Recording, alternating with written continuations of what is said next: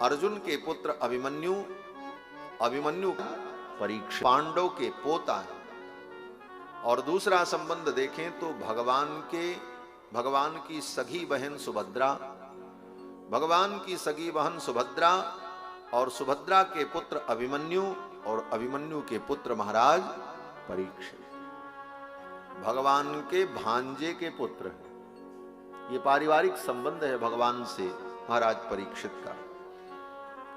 भगवान ने गर्भ में ही परीक्षित की रक्षा की और फिर भगवान जब चलने लगे तो कुंती बुआ के पास आए।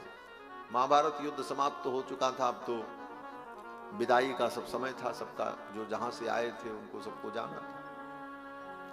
भगवान कुंती के पास पहुंचे तो कुंती बुआ ने भगवान के चरणों में प्रणाम किया। कृष्णाय वासुदेवाय देवकी नंदनाय च नंद गोप कुमाराय गोविंदाय नमो नमः। हे भगवान आपको प्रणाम है। नमः पंकजनाभाय नमः पंकजमालिने नमः पंकजनेत्राय नमस्ते पंकजांघ्रये। एक ही श्लोक में भगवान को प्रणाम करते हुए कुंती बुआ ने भगवान के अंगों का वर्णन पंकज से किया। नमः पंकज नाभाय, आपको प्रणाम है। किसको? बोले पंकज नाभ को, जिसकी नाभि में पंकज है, कमल है।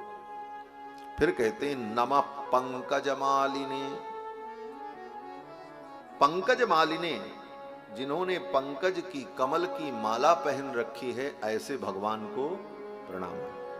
नमः पंकज नेत्राय, जिनके नेत्र कमल के समान हैं, ऐसे भगवान कमल नयन को प्रणाम है। नमस्ते पंकजांघ्रये, जिनके अंघ्रि, जिनके चरण, अंघ्रि माने चरण, जिनके चरण कमल के समान हैं, ऐसे पंकजांघ्रि भगवान को प्रणाम। नमः पंकजनाभाय नमः पंकजमालिने नमः पंकजनेत्राय नमस्ते पंकजांघ्रये। इसी श्लोक का भाव गोस्वामी जी ने भगवान श्री राम के संदर्भ में अनुभव किया। जब भगवान की स्तुति करते हैं तो कहते हैं, श्री कुंती बुआ ने भगवान की बड़ी सुंदर स्तुति की। भगवान ने कहा, बुआ जी आपकी कोई इच्छा हो तो आप कहो। कुंती बुआ ने कहा, हे कृष्ण आप यही वरदान मुझे दे दो कि मेरे ऊपर बार बार विपत्तियां आती रहे, बस। कोई मांगेगा ऐसा? इतने लोग यहां बैठे हैं और इतनी कथा सुनी है,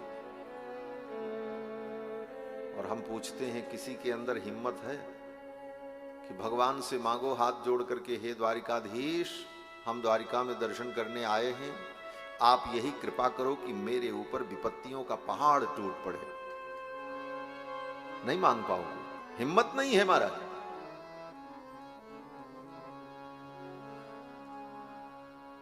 लेकिन कुंती ने, बोले कुंती ने भगवान के सम्मुख यही कहा कि विपदा संतु न सस्वत तत्र तत्र जगत गुरु।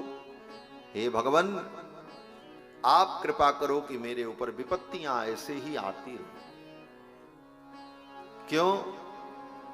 तो कुंती ने कहा कि भवतो दर्शनम यत् स्यात् अपुनर्भव दर्शनम। ये विपत्तियां बड़ी अच्छी हैं, ये विपत्तियां ही आपके दर्शन की योग्यता प्रदान करती हैं।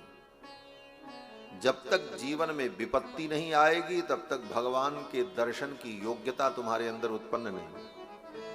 विपत्ति आएगी, बोले इन्हीं आंखों से सर्वत्र भगवान दिखने लग जाएंगे, कण कण में भगवान दिखेंगे। और जब तक विपत्ति नहीं आएगी तब तक भगवत दर्शन की योग्यता संपादित नहीं हो सकती। कुंती ने कहा, बुलाओ बड़े बड़े विद्वानों को, बड़े बड़े महामहोपाध्याय विपश्चित विद्वानों को, और पूछो कि आपके दर्शन की योग्यता किसको मिलती है, तो मेरी बात का अगर कोई विरोध करे तो कहना।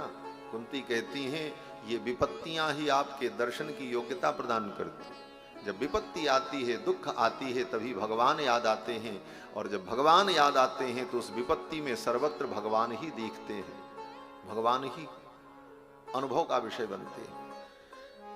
नमो अकिंचन वित्ताय निवृत्त गुण वृत्तये आत्मा रामाय शांताय कैवल्य पतये नमः। कुंती करतूति ऐसी करी, कौन भूत प्राणी मागत विपत्ति जाहि, भाजे सब जग है।